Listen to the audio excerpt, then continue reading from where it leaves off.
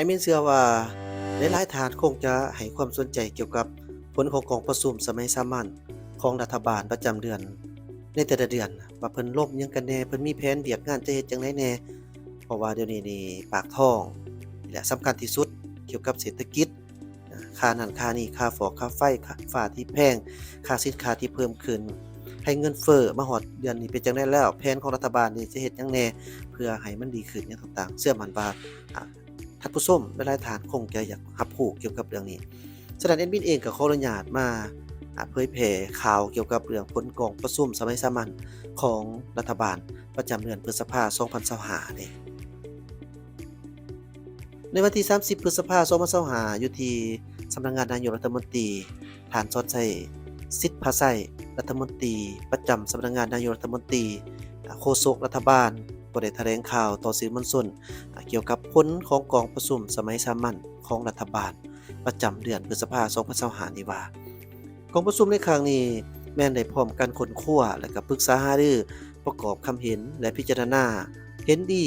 ทั้งด้านหลักการรับรองเอาเป็นบรรดาหัวข้อที่สำคัญคือวาระที่ 1การสรุปเวียกงานผลเด่นประจำเดือนพฤษภาคม2025กองประชุมเห็นว่าการจัดตั้งปฏิบัติบรรดาเวียกงานจุดซุ้มที่กำหนดไว้ในบรรดามติสภาแห่งชาติแผนพัฒนาเศรษฐกิจสังคมแผนงบประมาณและก็แผนเงินตราประจำปี2025และตามมติกองประชุมของรัฐบาลสมัยสามัญประจำเดือนเมษายน2025สำเร็จหลายด้านเป็นต้นแม้นในทั่วประเทศสืบต่อรักษาได้ถึงเสถียรภาพทางด้านการเมืองอย่างหนักแน่นสังคมมีความสงบและก็เป็นระเบียบเรียบร้อยโดยพื้นฐานการเก็บรายรับของงบประมาณสามารถปฏิบัติได้31จุด31,773ตีกว่ากีบเท่ากับ 93% ของแผน 6 เดือนต้นปีแผนรายจ่ายปฏิบัติได้21,682ตีกีบเท่ากับ 56.26% ของแผน 6 เดือนต้นปีสามารถควบคุมอัตราเงินเฟ้อลดลงจาก 11.1% ในเดือนผ่านมาอยู่ในระดับที่ 8.3% สามารถเพิ่มคลังสำรองเงินตราต่างประเทศกลุ่มการนำเข้าบ่หลุด5เดือนสามารถชำระหนี้สินทั้งภายในและต่างประเทศที่ครบกำหนดชำระตามแผนสามารถเก็บคืนหนี้สินจากบรรดาบริษัทได้จำนวนหนึ่งมูลค่านำเข้าส่งออกสินค้าบ่รวมนำเข้าส่งออกไฟฟ้าบรรลุ 1,310 ล้านดอลลาร์ในนั้นมูลค่าการส่งออกสินค้าบรรลุ662ล้านกว่าดอลลาร์เทียบกับเดือนที่ผ่านมาถือว่าเพิ่มขึ้น 16.2% เกินดุลการค้า14ล้านกว่าดอลลาร์สหรัฐในซุ้มไซการผลิตเพื่อค้ำประกันเสบียงอาหารโดยเฉพาะแมนผลิตข้าวหน้าแซงก็สามารถเก็บเกี่ยวในเนื้อที่ทั้งหมดได้ 49,468 เฮกตาร์และเอาใจใส่คุ้มครองส่งเสริมสร้างสภาพแวดล้อมที่เอื้ออำนวยเพื่อดึงดูดการลงทุนทั้งภายในและต่างประเทศและอนุมัติการลงทุนในกิจการสัมปทานจำนวน 7 โครงการรวมมูลค่า 9,244 ตึกกีบกับ 3 ล้านดอลลาร์ได้สืบต่อสุขโยติดตามกวดกาและปรึกษาหารือเกี่ยวกับวิธีการและมาตรการในการปรับปรุงและก่อสร้างโครงสร้างพื้นฐานในขอบเขตทั่วประเทศให้มีความคืบหน้าไวขึ้นแน่นั้นแม่นโครงการก่อสร้างขั้วข้ามน้ำของลาวไทยแห่งที่ 5 ปากสั้นบริคำไส้บึงกาฬราชอาณาจักรไทยปฏิบัติได้ 97.3% โครงการก่อสร้างขั้วข้ามน้ำของก่อนตื้นห้วยแก้วปฏิบัติได้ 98.85% ดำเนินการก่อสร้างฟื้นฟูทางเลขที่ 13 เหนือพร้อมทั้งซุ้มใส่บูรณะและก็ซ่อมแปลงบรรดาเส้นทางที่ได้รับผลกระทบจากภัยพิบัติและเส้นทาง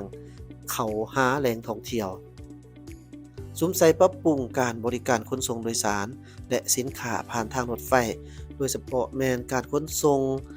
ล่างสู่ล่างระหว่างรถไฟลาวไทยและก็รถไฟลาวจีนติดพันกับการบริการท่าบกท่าหน้าแรงบริษัทรถไฟลาวจีนและรถไฟแห่งชาติได้สืบต่อเอาใจใส่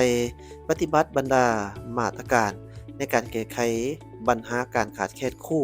โดยแม่นได้สืบต่อปฏิบัติเงินอุดหนุนให้ครูและเสริมขยายหันเอาครูสัญญาจ้างเข้าเป็นทหารตามโควตาพันธะได้ซุ้มใส่ปรับปรุงวงจักรการจัดตั้งของรัฐบาลตามมติ 03 ของคณะบริหารงานส่วนกลางภาคและมติ 05 ของสภาแห่งชาติได้เอาใจใส่การเคลื่อนไหวเวียกงานต่างประเทศอย่างมีพริบไหว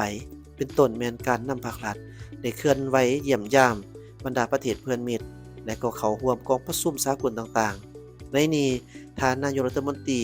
ก็ได้สำเร็จการเดินทางเยี่ยมยามมาเลเซียอย่างเป็นทางการและเข้าร่วมกองประชุมสุดยอดอาเซียนสภาการร่วมมือเขตอ่าว GCC ครั้งที่ 2 และกองประชุมสุดยอดอาเซียน GCC จีน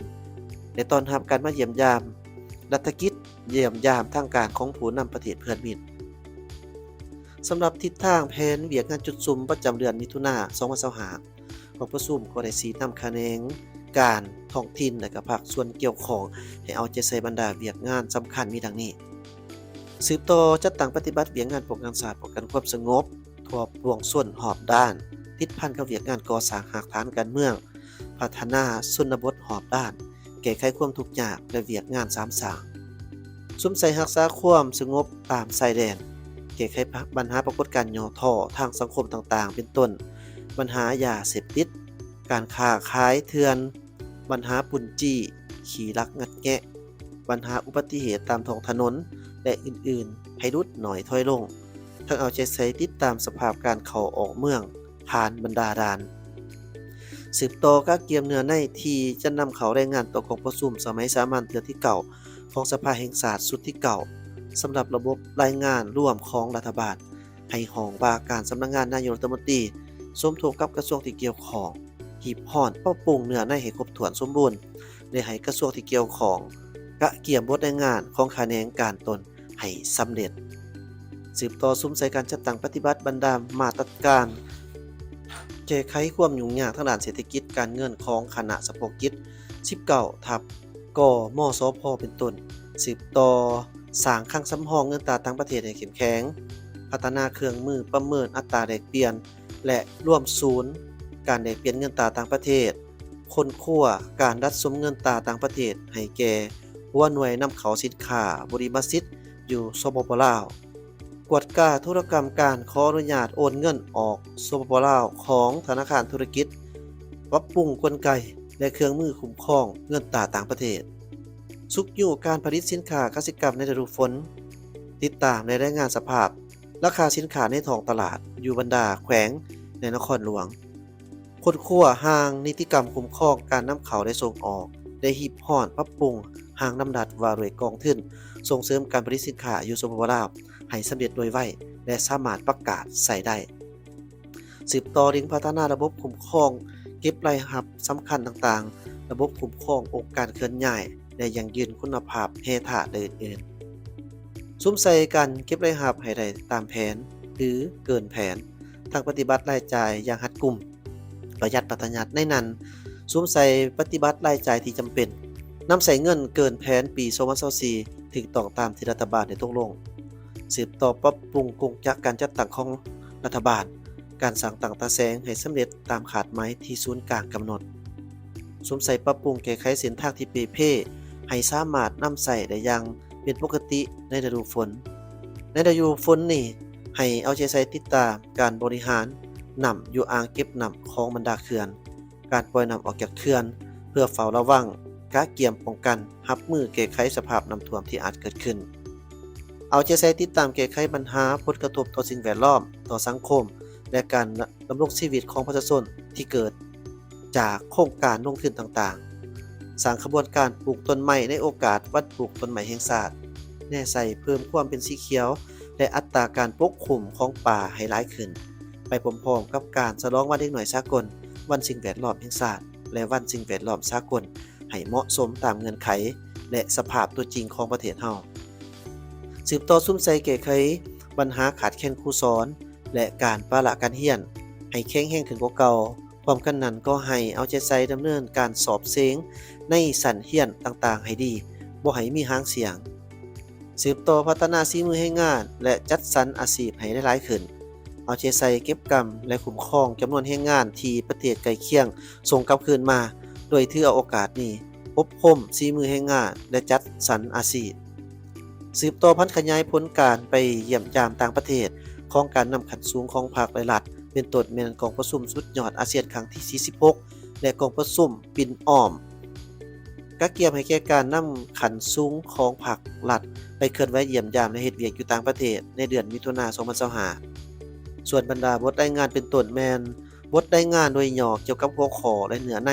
ที่รัฐบาลจะได้รายงานต่อกองประชุมสมัยสามัญเทื่อที่9ของสภาแห่งชาติสุดที่9และบทรายงานของท่านนายกรัฐมนตรีเกี่ยวกับการจัดตั้งปฏิบัติแผนพัฒนาเศรษฐกิจสังคมแผนงบประมาณแห่งรัฐแผนเงินตรา6เดือนต้นปี2025และก็แผนการ6เดือนท้ายปี